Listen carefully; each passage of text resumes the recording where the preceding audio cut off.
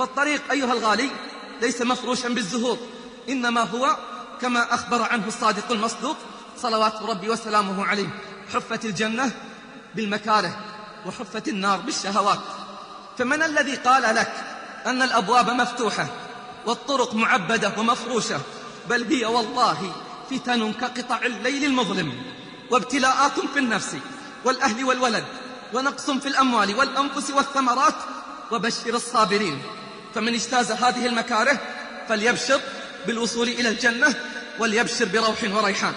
ومن تعب واستكان ولم يستطع الانتصار على الشهوات والإغراءات فلا يحتج على خالق الجنة بعدم الحصول عليها، فهذه طبيعة الطريق.